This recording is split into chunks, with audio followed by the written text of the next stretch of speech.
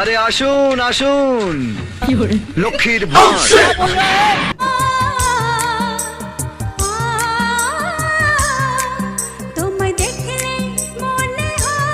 মানে আমাকে ভেঙাচ্ছে, কিছু বলছো না? আমাকে যত ভেঙাবে আমি তত খুশি।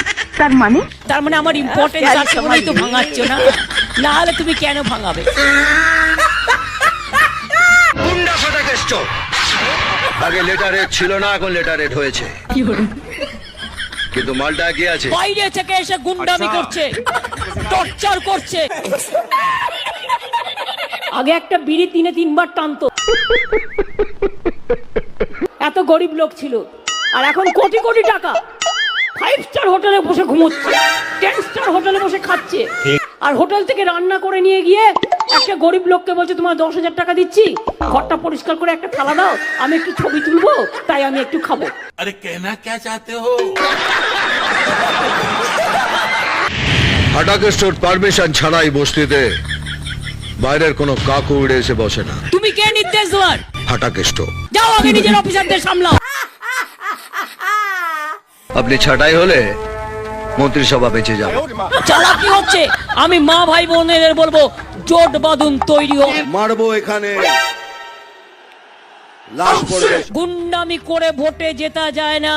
আমি যদি আজ রাজনীতি না করতাম, যারা এই মিথ্যে কথা রটনা করে তাদের জিভগুলোকে টেনে খুলে ফেলে দিত।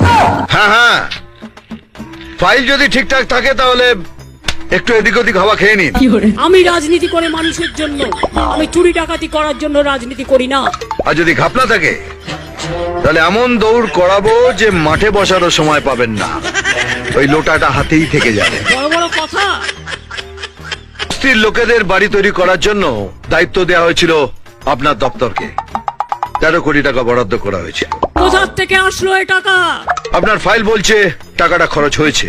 সাংঘাতিক একটা গভর্নমেন্ট চলছে বাবা, কোথাও দেখাতে পারবেন না। টাকাটা কোথায়? টাকা তো তোমার নয়। বস্তি উন্নয়নের টাকাটা আপনি চালান করে দিলেন মন্ত্রী উন্নয়নে। কি মিথ্যাবাদী লোক ভাই, কি মিথ্যা। একটা কথা ওদের বিশ্বাস করবেন না। কয়েকটা চোর চিটিংবাজ ছাপ্পাবাজ নেতার সাহায্যে মমতা ব্যানার্জির গায়ে কি করে কালি লাগানো যায় এত অপপ্রচার করা হচ্ছে। এটাই ভাগ্যচক্র, একবার নাম্বার না লাগলে ঘুরে যায়। আর যেদিন বিজেপি সরকার পশ্চিমবঙ্গে আনবেন আপনারা, সেই মারবো এখানে, লাশ পড়বে। লজ্জা লাগে না?